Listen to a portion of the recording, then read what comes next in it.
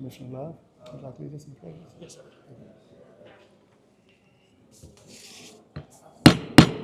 Good evening, ladies and gentlemen. We'll now call this meeting to order. Thank you so much for being here today. We will begin with a roll call at District 1. DeAndre Knoxon, District 1. Keith Love, District 2. Thelma Bowie, Commissioner at Large. Cedric Johnson, Mayor. Abel Garza, Commissioner at Large. Chris Sharp, District 3. Jamie Clark, District 4. All right, thank you so very much. Let the record reflect that we do have a full quorum established. Everyone is present. We'll now have the invocation. We're happy to have with us today Minister Philip Palmer, Associate Minister of Greater St. Matthews Baptist Church. Let's stand, and then we will be led in the pledges by Commissioner Love. May we all bow our heads.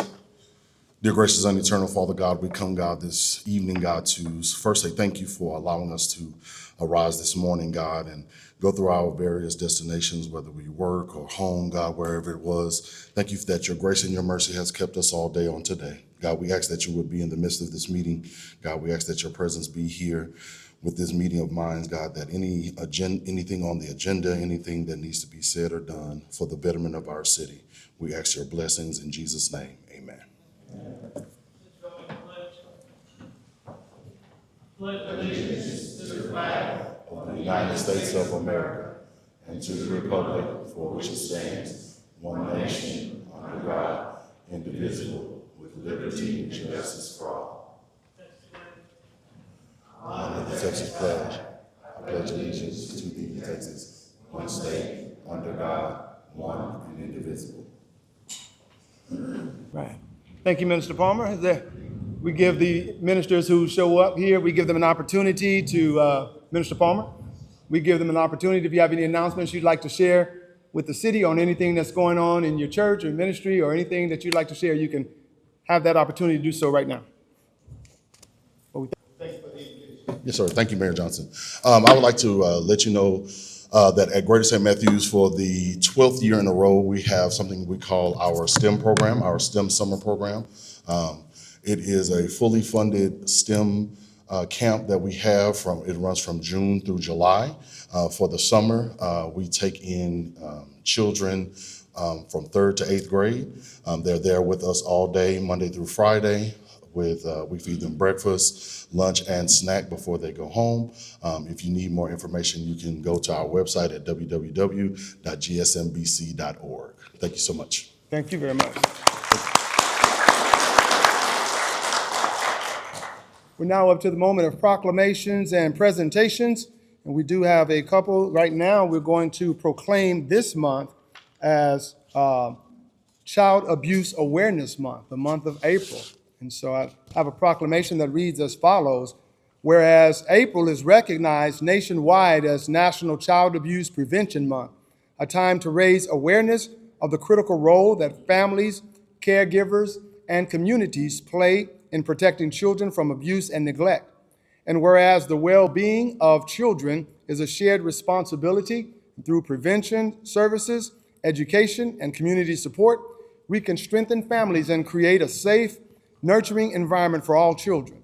And whereas organizations such as Bikers Against Child Abuse, or BACA, work tirelessly to empower children who have experienced abuse by providing emotional support, promoting courage, and ensuring that they do not face their journeys alone. Whereas the efforts of BACA, including riding over 76,000 miles in support of children and standing with them in court, have demonstrated measurable positive outcomes, such as increased feelings of safety, improved confidence, and a stronger sense of belonging. Now, therefore, I, the mayor of the city of Texas City, and on behalf of the City Commission, do hereby proclaim the month of April as National Child Abuse Prevention Month, and encourage all residents to support efforts that promote the safety, well-being, and bright future of our children. In testimony where I witness my hand and the seal of the City of Texas City on this 15th day of April, signed by myself, Mayor Cedric Johnson, and attested by our City Secretary, Ms. Romari Lee. I'd like to present this proclamation. If we do have a representative from BACA, you can come forward at this time. Come on up, all the way up here.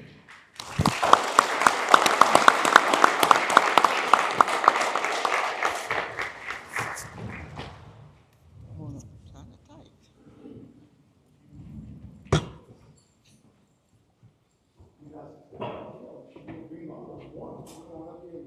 proclamation. Take a group picture. Thank you for what you do. What you make it in. Thank you for all you do. Thank you so much. Thank you for all you do. Appreciate it. You didn't do 76,000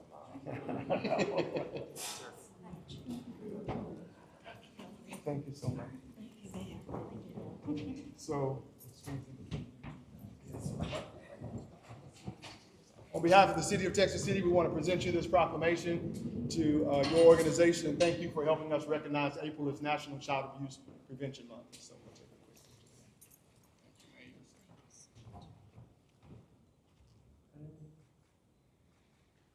You can certainly have some words and tell us a little bit about your organization. Yes.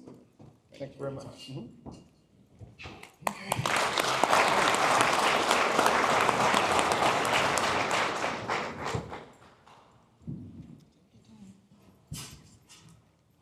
Introduce you.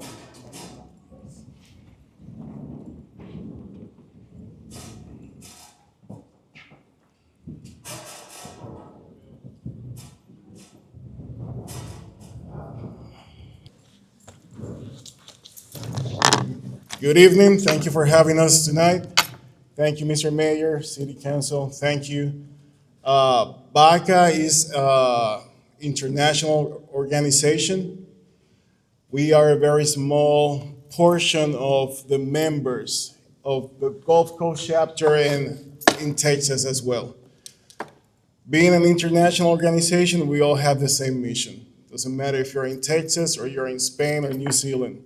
Our mission is to eliminate fear from the children so they're no longer in fear to live in the world they live. Thank you for the recognition, because something that we need to do is create awareness against child abuse. Thank you.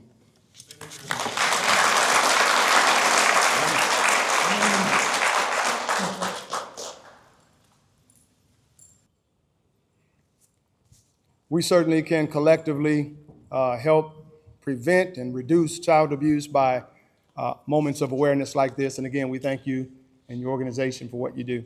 At this time, we are up to service awards, and we have a few to hand out today. Mr. Johnny Arnett with our sanitation department has been with us for 10 years. Randall Burrows of Bayou Golf Course, also 10 years. Come on up, Mr. Burrows.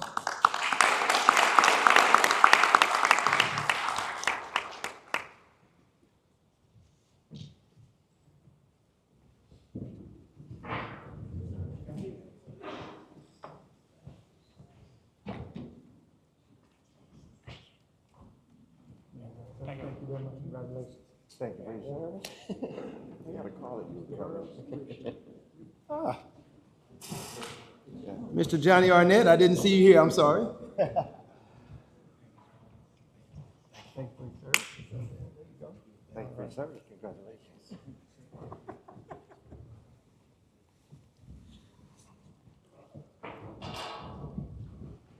We thank both of those gentlemen for their 10 years of service. The City of Texas City, you combine both of those years of service together, you get the 20 years that we have by police officer Mr. David Heckert. 20 years.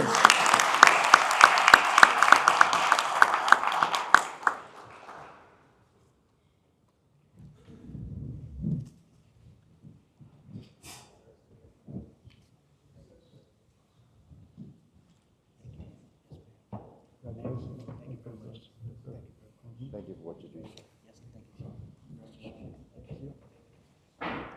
Also 20 years with Texas City Police Department, Officer Ryan Gerhardt.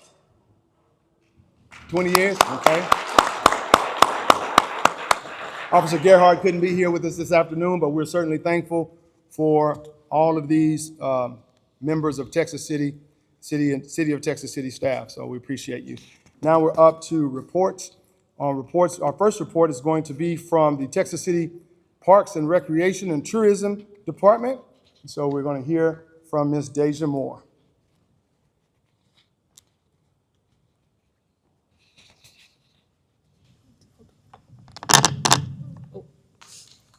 Good evening, everyone. My name is Deja Moore, and I am the Special Events Coordinator for the Parks and Recreation Department. Today, we're going to talk about our 2026 recreation programs.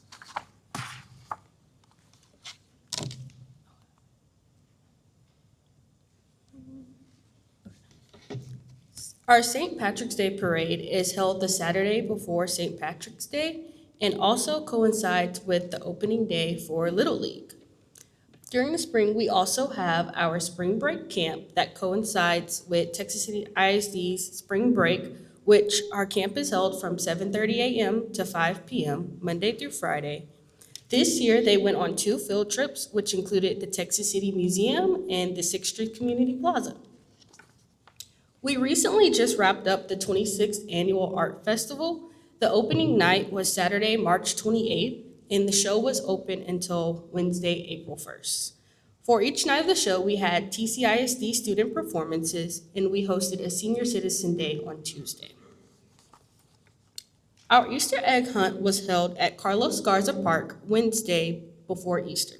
We held 2 egg hunts for different age groups, and we had free hot dogs. This year, we did a different concept where we had 2 open fields and the kids could go in and parents were welcome. And they had a great time and everyone was able to get eggs, and we had free hot dogs and pictures with the Easter Bunny as well. Our Cinco de Mayo Parade and Festival will be on Saturday, May 2nd. The parade will start at 11 a.m. and end at Nestler Park Rotary Pavilion. This is followed by a festival in the park, which includes music, food, vendors, and performances hosted by our LULAC organization.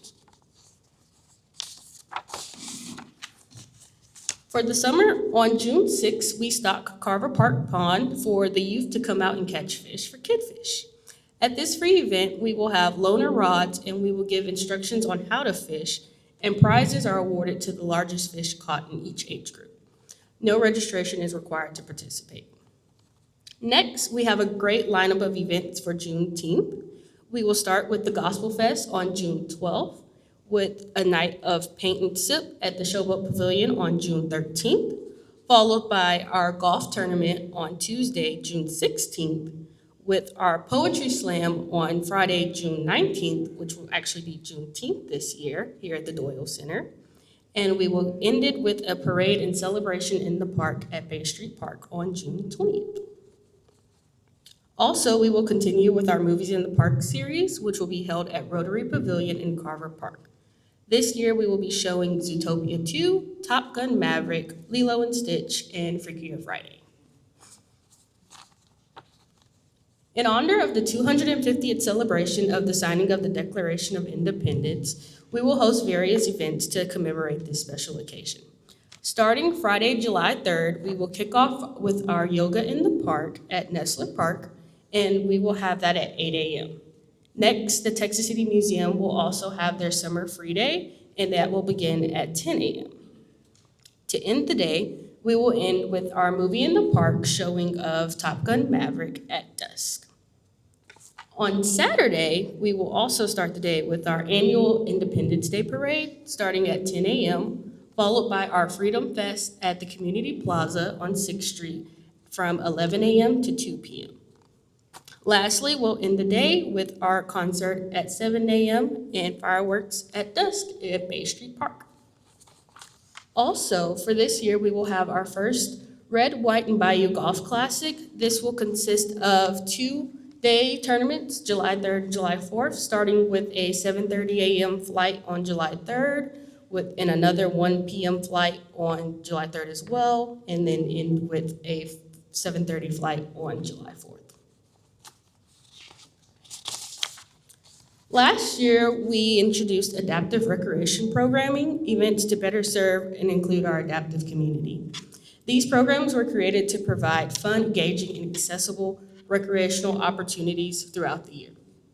Our 2026 event lineup includes Adaptive Sports Day on Saturday, February 7th, Easter on March 31st, Adaptive Tennis on June 27th, Adaptive Dance on August 15th, and an Adaptive Halloween Dance on October 27th. These events help create inclusive spaces for participants.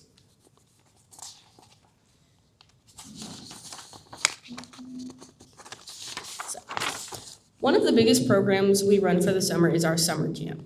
Summer camp is held at Nestler, Carver, and Lowry Center. We have 8-week-long sessions for ages 6 through 12 from 7:30 a.m. to 5:30 p.m. Monday through Friday. We collaborate with the Texas City Independent School District Nutrition Department to provide breakfast and lunch for the campers. The food program is also available for anyone under the age of 18 in the community. We will be hosting a parent open house at the Carver Center, Sanders Center, and Lowry Center. The goal of these open houses will be to introduce parents and community members about our programs and camps for the summer.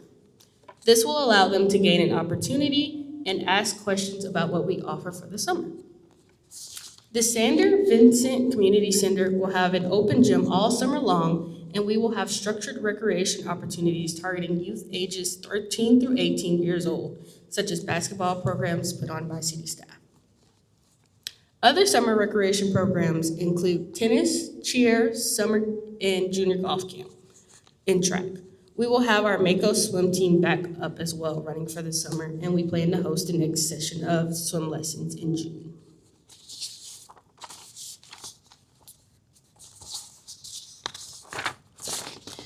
Nestler Family Aquatic Center private party reservations took place last Monday. We had 38 days available to reserve, and we were sold out within the hour. The Nestler Family Aquatic Center is officially open weekends the first Saturday in May and open weekdays starting on May 25th.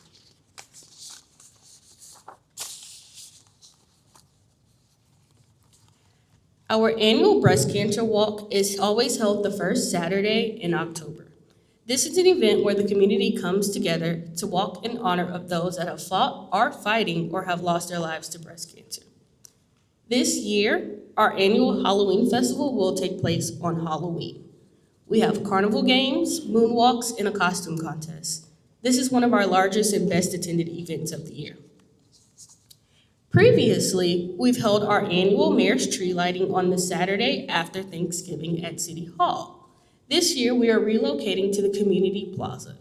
We have musical performances, candy bags, pictures with Santa, and of course, the flipping of the switch to turn on the lights. We will also combine the Mayor's Tree Lighting and the Christmas Parade to take place on the same day, Saturday, November 28th. The Texas City Christmas Parade is our largest parade of the year. The parade starts at Nestler Park and disperses at the Community Plaza. Last year, we had a total of 44 floats signed up to participate. We will also continue with offering parade registration online and awarding prizes to the best floats in several categories. Lastly, our last event of the year is the Snow Spectacular, which is held the second Saturday in December. We set up snow slides, a snow play area, have pictures with Santa, and a holiday vendor market. It's our way of bringing a little snow and fun to Texas City. Any questions? That was a great presentation. Any questions, commissioners, of Ms. Moore? No, but thank you for what you do. I've said this for 30 years. I think y'all are the hardest working group, and what we provide our citizens is amazing in Texas City. So thank y'all. All Thank of you. y'all. Will the food program also be offered at Carver Park, or is it Sanders? It will be offered at all the centers, yes. Carver, Sanders, and Nestler? Or just Carver and Nestler? Yes, yeah. All three? Yes. All three. Okay, thank you very much. I'm sure the students all around town will look forward to that. I want to echo the sentiments of Commissioner Clark. This is probably one of the busiest departments and helpful to the general public, especially the youth of Texas City. Good job on the presentation.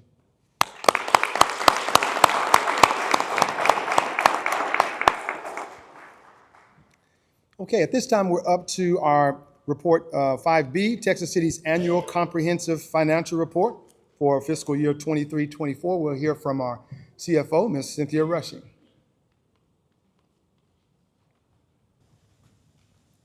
Mayor, Commissioners, what an exciting time. We are now at the point where we are closing out FY24 with the audit and our act for our annual comprehensive financial report. So the next 5 minutes, I just want to take you through what the purpose is of the audit, the audit findings, and if you can go to the next slide for me. Yes. The corrective action plan, and then some of the process improvements that we've implemented over the last 14 to 15 months. So if we talk about the purpose, this is actually a mandate where municipalities are required to have an annual audit from an independent auditor. And so we're looking for accuracy, compliance with the law, transparency, and public spending. The audit will also verify that the financial statements are reliable. They assess internal control to prevent fraud and assess the overall fiscal health of the municipality. Independent auditors will provide an audit opinion. So over the last, I think, since the history of Texas City, we've always received a clean audit, and that is not different for FY24. So if we move to the audit findings, so we have an audit, and then we have a single audit. And the single audit is a federal audit that is required for federal grants that we received. And we've received over the last 5 years $54 million in grants. And so in this particular single audit finding, there was missing key year-end accounting work before the audit. The remedy there has created a year-end accounting checklist. And where you see the check mark, that means we've already implemented the remedy. And so we implemented the remedy early on in 2025. The second finding was untimely reporting, where we missed submitting some reports to HUD. The CAPA report was not submitted on time. The remedy there, we've created a grants reporting calendar to keep us on track as to when these reports are due. And then the third finding was a duplicate payment that was made to the vendor. And the remedy there was that the vendor has returned the payment shortly after we notified them that there was a duplicate payment. And then we're now going to hire an accounts payable manager to oversee the process. This is the one item that we haven't implemented yet, but we have a timeline for June 30th, 2026. So if we can just move with some of the exciting things that we've done and process improvements over the last year. So we've actually strengthened the finance team skill sets. We now have 3 certified public accountants, CPAs, that's on the team. We have a certified government finance officer. We also have several staff with advanced business degrees. Another major accomplishment that the team has done is consolidate 2 payroll cycles into one, reducing duplicate work. We've centralized some expenditures to improve oversight and capture cost savings, leveraging technology such as fillable forms with electronic signatures to eliminate low-value manual tasks. We also have assigned owners for major financial functions to ensure accountability. And then finally, we've created desk procedures and a finance department calendar to ensure continuity and timeliness. And so as we continue to improve on our processes to ensure that we have accuracy, that we have financial resilience, we are excited to say that at this audit, we received a clean audit, and we have our auditor here to be able to present the findings and then take any questions that you may have. Whitley Penn has been our auditor for over 15 years, and so we will be transitioning to a new audit firm, but this has been a great relationship, and Patrick Simmons is going to come and give you the report out for the FY24 audit. Thank you, Ms. Rushing. And before we hear from Mr. Patrick, Commissioners, do either of you have any questions for Ms. Rushing? I don't have any questions, Cynthia, but could you tell us why there was some issues there? I know with the turnover in staff and all of that. Oh, yeah, absolutely, absolutely. So typically, an audit, with a mandate right now, we have a new mandate that says that the audit has to be complete after 180 days of your fiscal year. So 180 days after our fiscal year would be March 31st. And so for FY24, that fiscal year is from October 1st, 2023 to September 30th, 2024. And so during that time, there was major changes in the finance team where there was a vacancy for the finance director. We had several key finance staff that resigned, and And it created a gap for the team. The other major issue was that there was no documentation.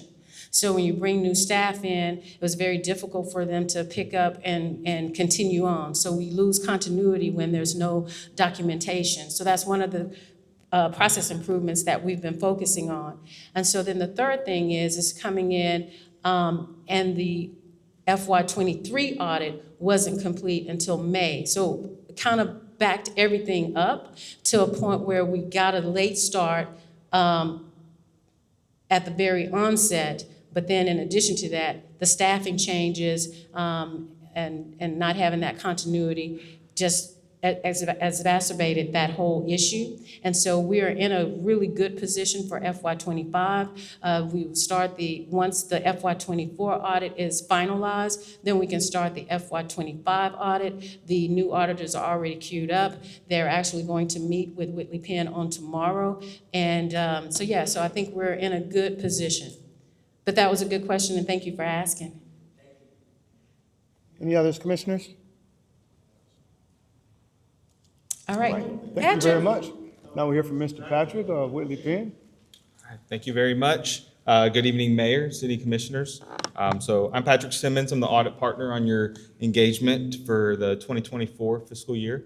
And so I have a quick introduction to other members of our team. So we had Gustavo Guzman and Brooke Fuller, who were the managers on the engagement. So we had Gustavo kind of ran the single audit, federal single audit piece. Brooke ran the financial statement piece of it. And then Roger Tovar is another partner that is serves as a second set of eyes, unbiased opinion. He's not on the engagement team, really. He comes in at the end and reviews the report and the findings and the single audit report to make sure it checks all the boxes and it's in accordance with industry standards and such. And with that, so the audit process, so it really starts where we come out in an interim time frame. We weren't really able to do that this past time because the 23 audit was late. And so then we came in to do the year-end field work, and that kind of encompassed looking at internal controls, looking at compliance, starting on the federal single audit, checking to make sure you're following the internal controls you have in place, and then with the turnover, looking to see what controls have changed, and then see if there's any gaps there. And so then we come back after you close the fiscal year and make all the adjustments to your trial balance, and we substantiate those balances. We provide an opinion on the report and make sure all your amounts and your note disclosures are materially correct and can be relied upon. And so this is really the potential outcomes of an audit overall. So the first one's a disclaimer, and that's really no opinion at all. And so that's rare, worst case scenario. Next is a qualification, and that is basically a clean opinion except for a certain part of the audit. And then an unmodified opinion is a clean opinion. And so that's ultimately the goal for all of this. And so this first section here, there's 3 different reports that we issue in here. And so the first 2 is the auditor's report on the financial statements, and then the report on internal controls over financial reporting. And so this is just a summary. So we have the 2 material weaknesses identified here, and then also material noncompliance. And then I'll go through the details of those findings, or what Mrs. Rushing kind of already covered some of those, but I'll recap those on a later slide. The next slide is the federal single audit results. And so the major programs this year were the CDBG and the coronavirus program. And so we noted a couple material weaknesses, and there is some overlap with the previous findings here, but I'll go through those on the next slide, and a significant deficiency. And then on the opinion, there's another opinion on compliance for each major program. And so since there is material noncompliance, that leads to that qualified opinion on the CDBG program, but an unmodified opinion on the coronavirus program. And so for breaking down each of the 4 findings, so the first one is the financial close and reporting finding. So that's a material weakness. And so that is related to the closing of the financial records and reconciling all the accounts. And what leads to that is if auditors come in and they discover that there are adjustments that haven't been made and they're material to the financial statements, then typically that is indicative of a material weakness. And so then the next finding, number 2, is the performance reporting. So that was the submission of the CAPER. And the next one is the duplicate payments to vendors. And so that was part of that CDBG program. So that's what created the finding there. I believe Mrs. Rushing already spoke to that piece of it. And then the last one, that's a significant deficiency, which is less severe than a material weakness, but it was a part of that coronavirus program where one of the quarterly reports, we didn't see that it was submitted. And so that was the last one. A couple slides on the required communication and some matters going forward. So we did note the accounting policies were consistent with previous years, no changes there, no changes to implement, and they're consistent with industry standards. I did want to make a note that there are a couple that are coming up that are fairly significant. So in 2025, you'll implement the compensated absences standard, and we've already discussed this with your team and feel that they have all the reports and such that they need to be able to implement this. And then the next one in fiscal year 2026 is a financial reporting model improvements. And so that changes the way, the order and the way some things in the report are classified. And so that'll be the next step. But the next couple of things are just noting there's estimates that go into these statements. And so we noted those were reasonable. Significant risks identified during an audit. So we always list that improper revenue recognition. That's just common in all of our audits. And so then we did note the other 2 that led to the findings. So we just document those as significant risk because when we noted the duplicate payments to vendors, we didn't just stop there. We went and looked at the rest of your check register just to see if we could find cases where it happened again. And so those are the types of procedures that we're required to add. And then the third one is just that financial close and reporting.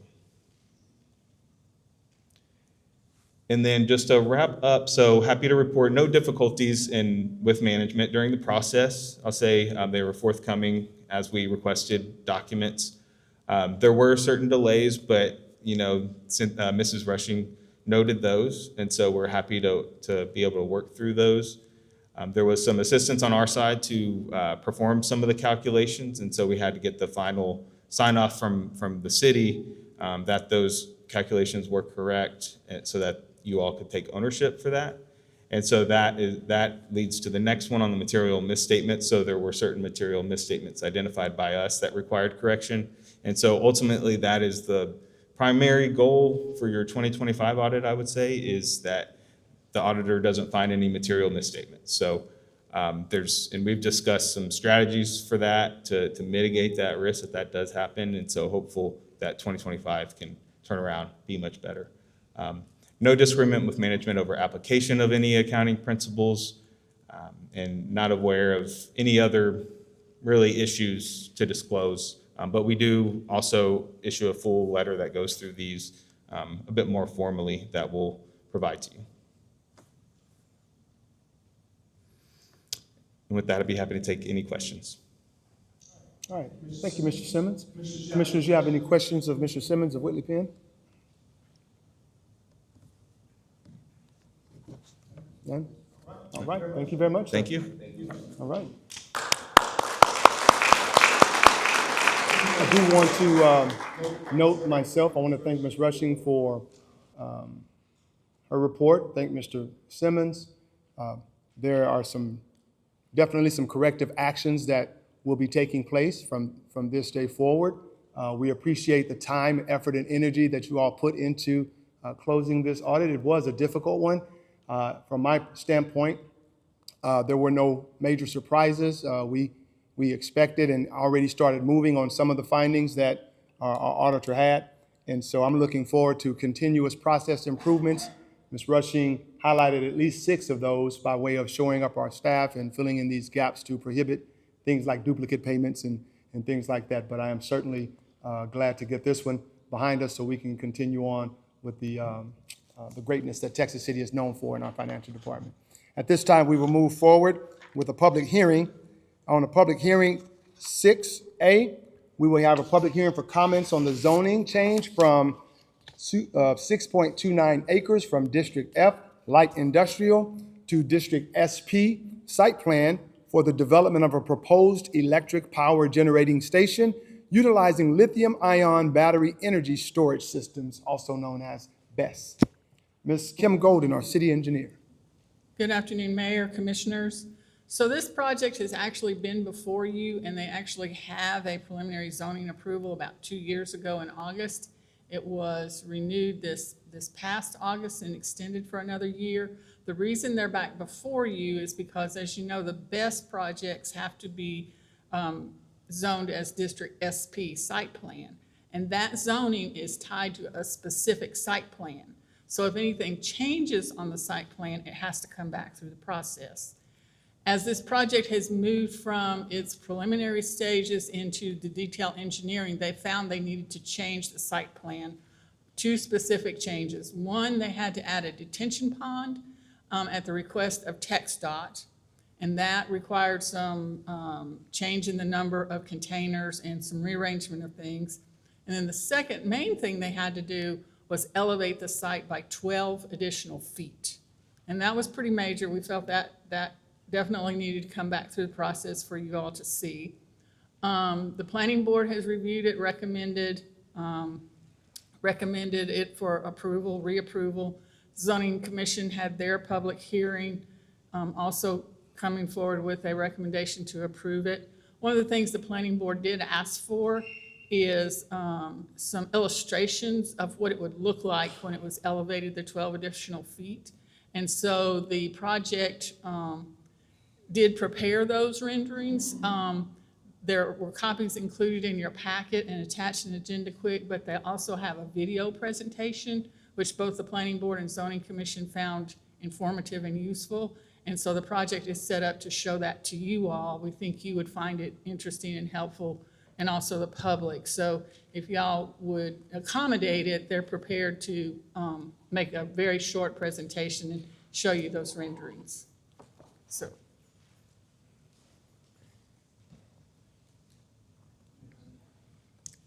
And I'm gonna, if y'all don't mind, I'll let Mr. Labrasi here kind of narrate that for you. Tell him your name. Good evening, Mayor and Commissioners. My name is Simon Labrosse Jalina. I'm with Alpha Omega Power, and I am the developer on Southern Select Energy Storage. So like Kim mentioned, we created a 3D rendering, and we started with our design. So it's to scale. And we also took pictures from 3 key observation points and superimposed that. So you guys are able to see the before and after of this project. So right now, you guys see the site where the project is, and this is existing. Kenneth is driving the computer for me. Thank you, Kenneth. This is the proposed project.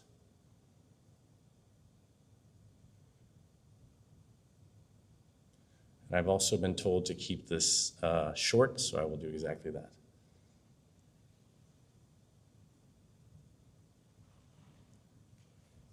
And the last key observation point is from the overpass of M.F. Lowry Expressway.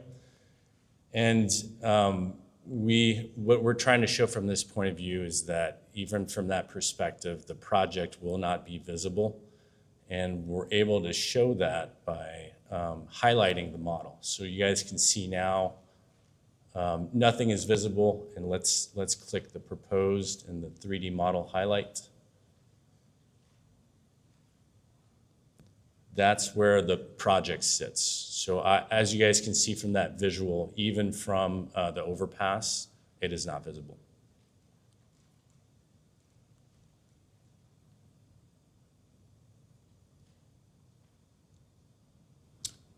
Happy to answer any questions.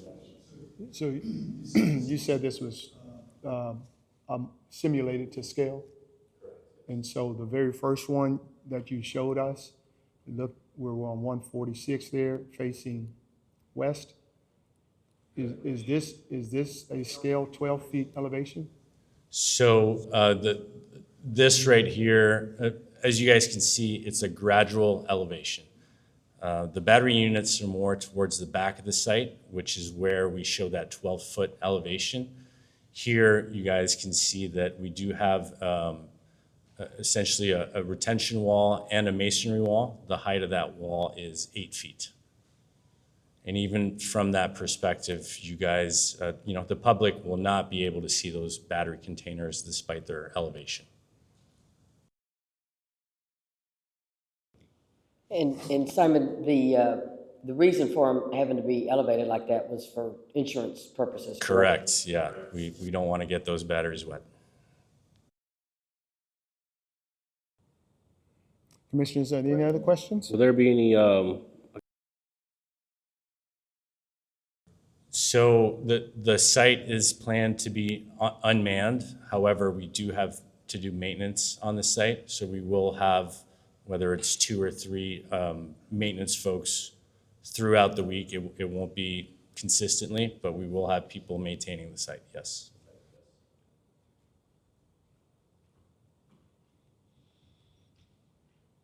Thank you very much, sir. We appreciate you. Thank you.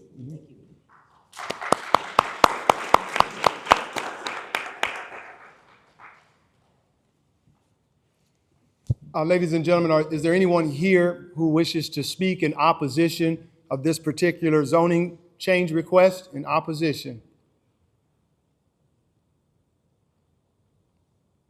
Is there anyone here who wishes to speak in favor of this zoning request?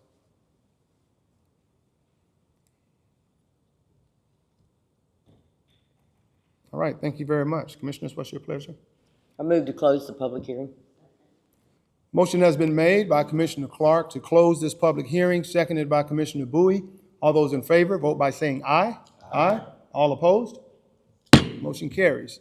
Public hearing is now closed. We'll move to agenda item 7A, preliminary zoning approval. We will consider and take action on the zoning change request from Alpha Omega Power LLC to rezone from District F, Light Industrial, to District SP, Site Plan, for the development of an electric power generating station utilizing lithium-ion battery energy storage system, again, also known as BESS. Ms. Golden? Yes. Brianna, if you'd move it to the next one, the actual site plan. Can you turn it? There you go. So this is the actual revised site plan. It shows the detention there in the upper right-hand corner. And again, you've seen the illustration of the elevation. There's been no increase in the number of containers. It's actually reduced. And they're continuing to maintain the 15 feet separation, which is the requirement in the ordinance. And so again, as I mentioned before, both the Planning Board and Zoning Commission have voted without opposition to bring it to you as a recommendation to approve. And the public hearing at the Zoning Commission did not present any opposition, nor did we receive any written opposition. Ms. Golden, on the far right of this diagram, is that 146? Yes. Okay. Any additional questions, commissioners? I move to approve. Second. Motion has been made to approve this agenda item by Commissioner Clark, seconded by Commissioner Sharp. Any other questions? All those in favor, vote by saying aye. Aye. All opposed? Motion carries. Thank you very much, Ms. Golden. All right, at this time, we're up to public comments. I had one public comment, but it is not on a consent item, as this form states. By our city ordinance and by our charter, agenda items to be discussed should be from consent item or regular item, and this does not fall in that category. So I'm going to ask that person if he has any questions, he can speak to the responsible party outside of this meeting. We'll move on to consent agenda. Consent agenda is 9A, approve city commission minutes for April 1, 2026. And we have B all the way through, let me see, A through, that's it, A through I. If there's any others that you would like pull for further discussion, you have those in front of you, commissioners. You can do so at this time.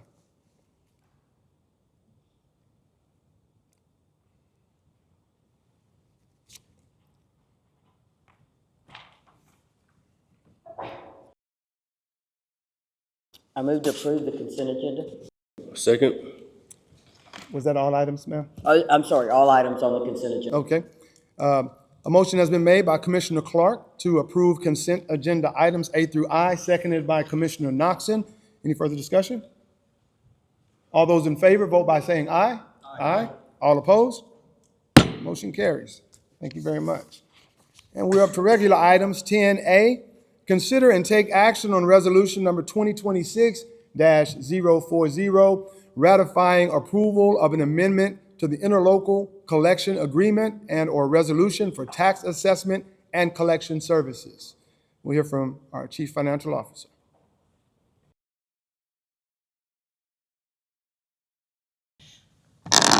Mayor, Commissioners, this item comes to us from Galveston County Appraisal Tax Office.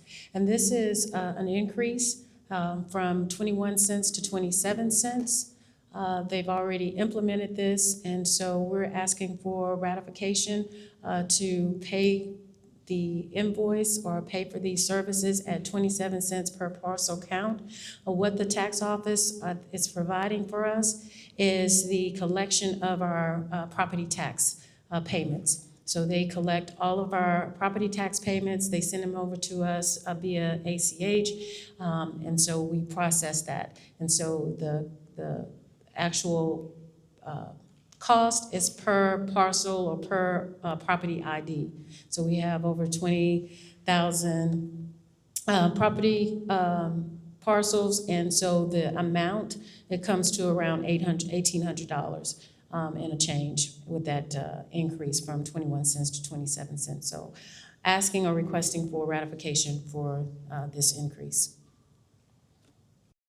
The 1,800 was the increase only, right? Increase only, yes.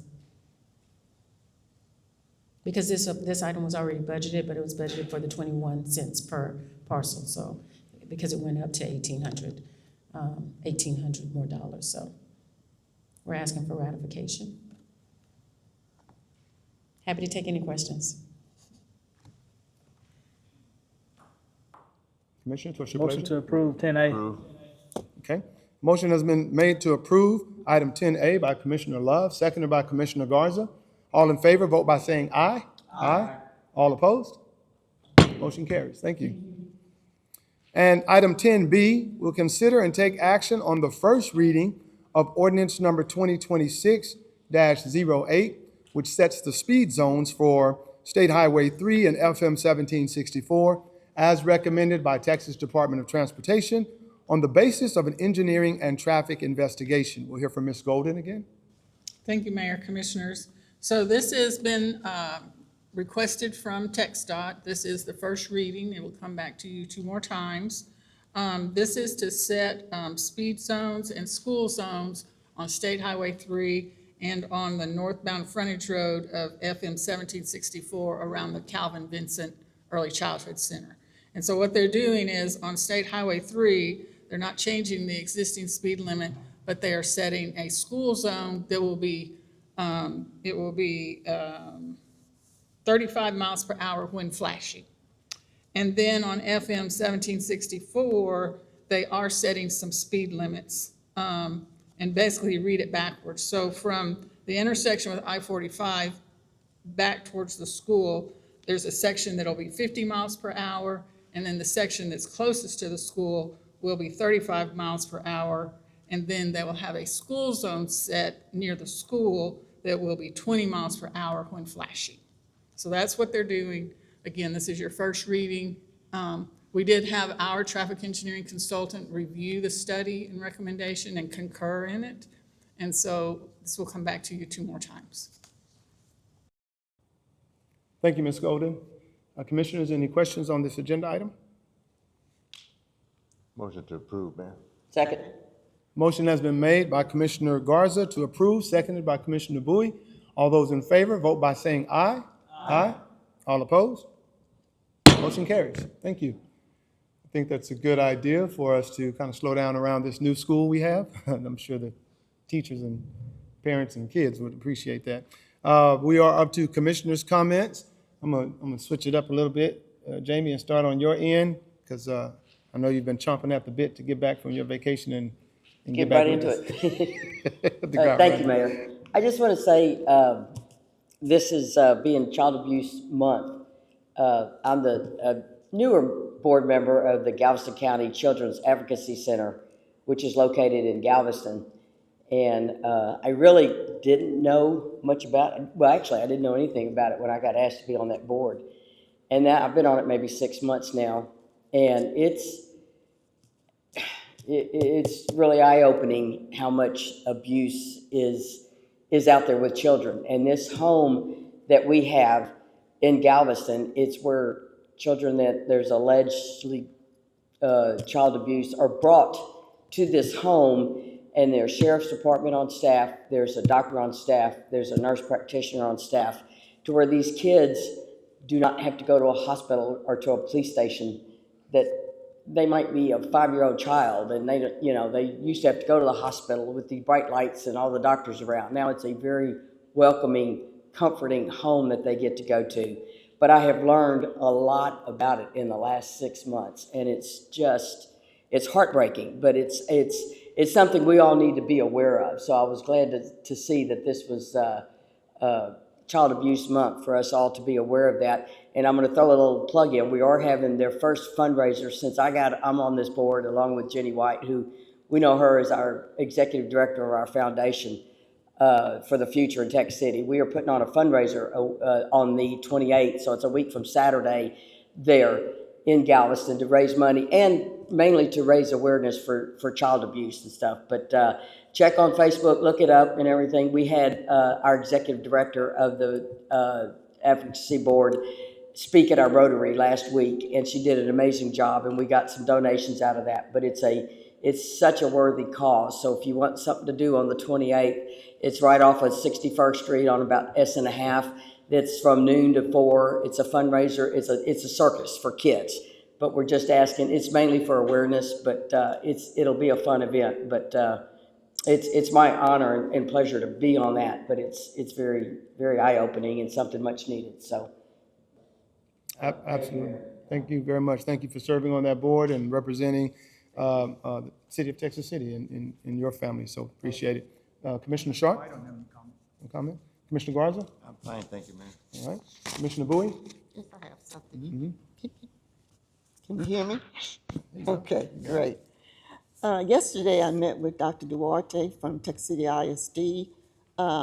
We sat down and we looked for ways to collaborate, and surprisingly, they were already exploring ideas of how to improve safety at bus stops and along the paths that students walk at night or late evening when it's dark. So we have put our plans together, Mr. Knoxon, and I have some things for you. But it was wonderful to realize that we both were on the same line, thinking in the same direction, and now we're working together. And together we will succeed in making it safe for our students going to and from school. Thank you very much. Commissioner Love? No comment. Commissioner Knoxon? Yeah, I would like to just say thank you to Nicole and her team for all that they're doing in the Recreation and Tourism Department. Being a kid who grew up in that department from summer camp, and so I got kicked out at the age of 12. They've done a great job, and I appreciate everything they're done. Kids Fish is continuing to grow. I think the last event we had about 300 to 400 people there. So just want to tell you I appreciate you and all your staff, Byron, and those and everyone who has a part to do with that being a success. Heard somewhere someone said that Texas City needs to get back to community, and I believe right here in this presentation it shows that we still have community going on here, where 300 to 400 people show up for an event. If that's not community, I don't know what is. So thank you for all you do, and thank you. All right, thank you very much. Did you say you aged out or you got kicked out? Aged out, yeah, kicked out. Got it. I just want to make sure. But thank you again, Commissioner Knoxon. I just wanted to end by saying congratulations and thank you to our communications department for a very successful 409 day at our community plaza. And I know they've worked with recreation and tourism staff and EDC staff and all of our special events people. It was great. If you missed the Beatles concert this past weekend and you missed a true treat, we'll continue to do things like that throughout the spring and summer.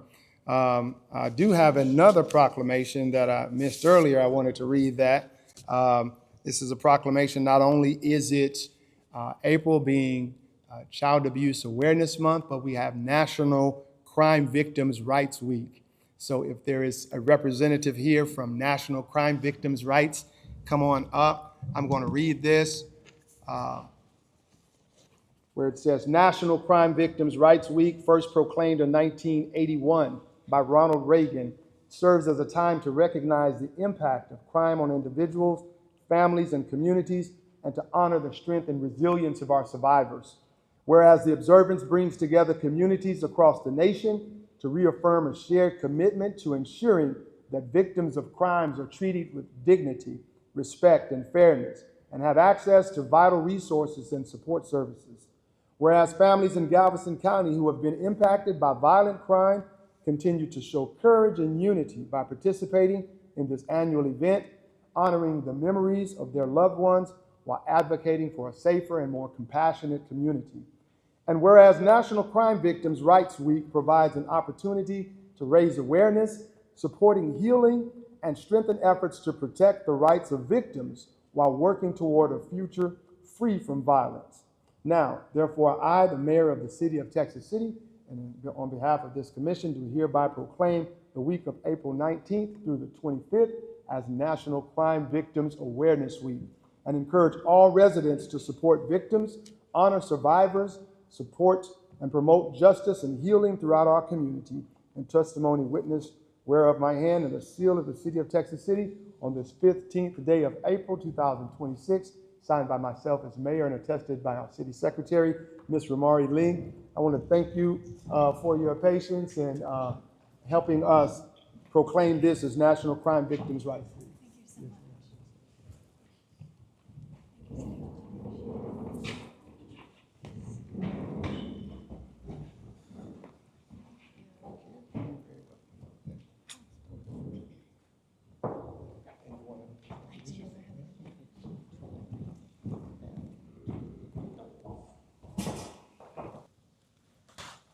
Thank you, Mayor and elected officials, for this opportunity. National Crime Victims' Rights Week has been instrumental for my family and I to recover from being victims of violent crime on 2 separate occasions, along with other members of this community, specifically the Matthews family, who has done just a fantastic job of increasing that awareness every year through a traditional candlelight vigil.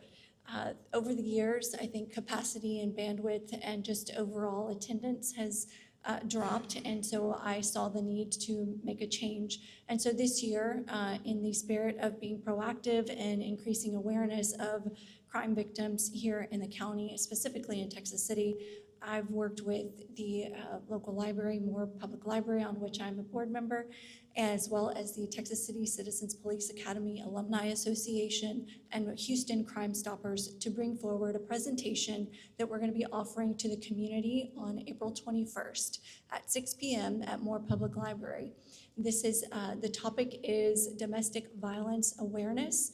And so this is a prevention presentation. So it's to increase the awareness of the topic of symptoms, how you can help. And so as we sort of carry the torch from one generation to the next, we are sort of turning from remembrance and moving towards being active. This year's theme for National Crime Victims' Rights Week is to listen and to advocate for that awareness. So I appreciate the time, and I'd like to personally invite everyone from this table today to attend that April 21st at 6 p.m. at Moore Public Library. Thank you. Thank you very much.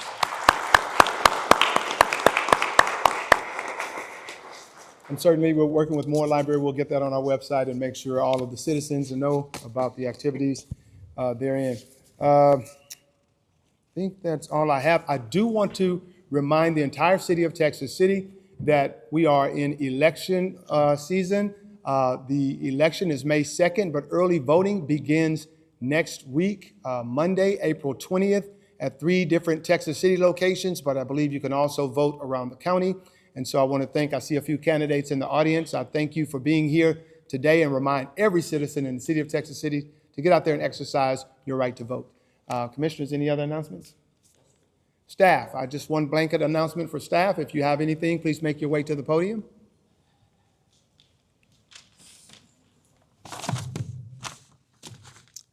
Hey everyone, Mayor, Commissioners. My name is Derek Miller. I'm the Multimedia Specialist for the City of Texas City, and I am the creator of this year's Scavenger Hunt 3 409 protocol. And the purpose of the scavenger hunt is to get citizens out there to explore landmarks and shop local businesses and go to events they maybe never gone to. This year was our third year doing it. We gave out 300 envelopes and packets to different people. It started on February 2nd and it ended on April 9th, which was a huge mistake because that was 409 Day and 409 Fest. And so we had everyone come and drop their packets off on the same day we're trying to do an event. So Letha from HR came out and helped out with that, and so that it was a huge, huge help. So real quick, before I announce the winners, I just want to say thank you to the EDC for helping out, and the library, and Public Works, and Parks and Rec, and Cook Ford, and George Fuller, and of course Jennifer and Camilla. There's 20 tasks on this scavenger hunt, and I would come with some crazy ideas, and they have to rein me back in and say, you can't do that, but we can do this, and they made it so where everyone can do it. So without them, I couldn't have done it. There's no way. So I would like to announce the top 3 agents in the field. For third place, with a $200 Visa gift card, was Sydney Gray. Come right on.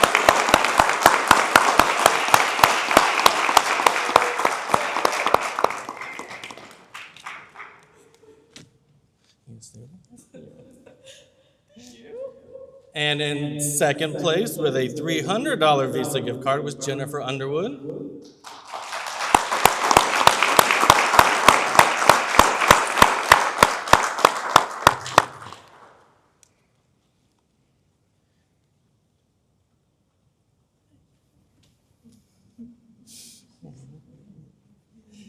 And in first place with a Visa gift card for $500 and a pair of Meta Ray-Ban glasses donated by Cook Ford of Texas City. Wow. Laura Williams.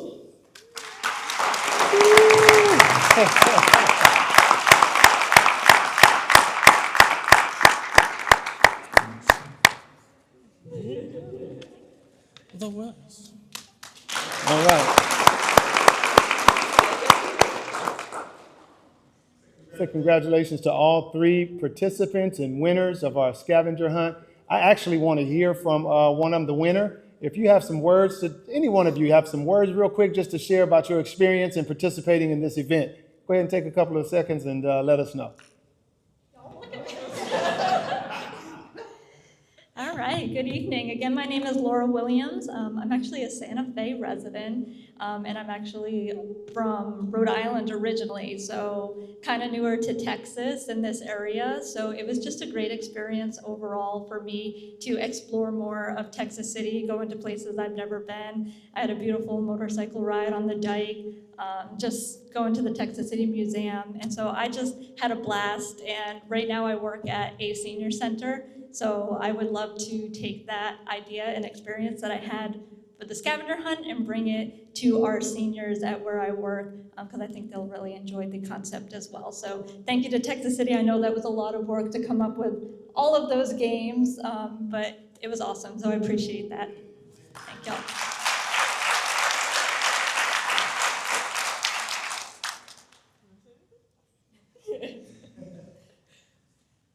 My first speech. This was my first time to do this, and last year I thought I had missed it, so I didn't think about it. But this year I was determined I was going to do this. And once I started, I couldn't stop. It was just like I was obsessed. Every day I had to read. Every day I come home from work, oh, did I miss anything? Let me see, do I have to go? And it was a lot of fun, and I found out a lot about, we've only lived here a few years, and I found out more about Texas City in the month that I've been doing the scavenger hunt than I have just after work going and doing stuff, and probably went places I probably would have never gone. But I did have a lot of fun, and I'm ready for next year.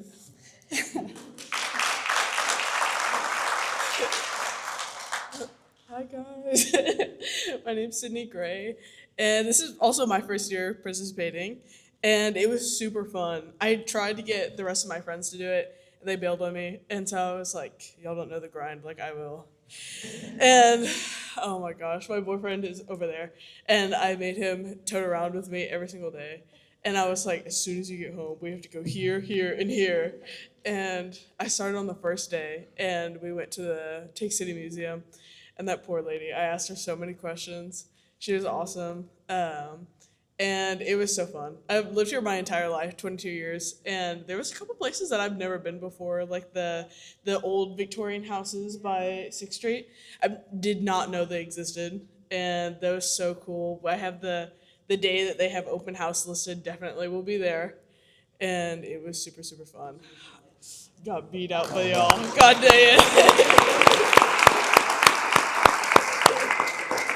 Thank you all very much, and I want to thank Derek and the communications team again for putting that event together. That event did exactly what it was supposed to do, and that is to get people to explore more about the city of Texas City.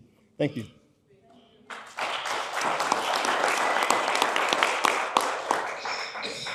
Chief Harris. Really quick, tomorrow is April the 16th, and that marks the date of the largest industrial disaster in the history of the United States, even 79 years later, killed all but one member of the Texas City Fire Department. So as we're talking about learning about the city, take a few seconds, go look it up. There's a documentary on YouTube just to know. It's very interesting, and many safety standards that came from that incident are still in place today. So just go take a look at that. Thank you very much, Chief. We appreciate that. On that note, we did have a very successful survivor photo and a memorial, as Chief Harris stated, the 79th year commemoration of the 1947 disaster. We held that this past Saturday. I want to thank Commissioner Garza and a few others who showed up and were there. And we actually heard this year from some of the survivors themselves who gave some reflective testimonies, and that was very emotional and real insightful to hear from a survivor who was in the 3rd grade and recalled the glass exploding through his classroom window and just running as a 3rd grader. And so just to hear those stories was quite chilling. I, like I keep saying Commissioner, like Chief Harris, I want to implore you all to watch that documentary. We air it every year on April 16th, tomorrow. Any others? Staff? Motion to adjourn. Motion to adjourn. All right. Thank you.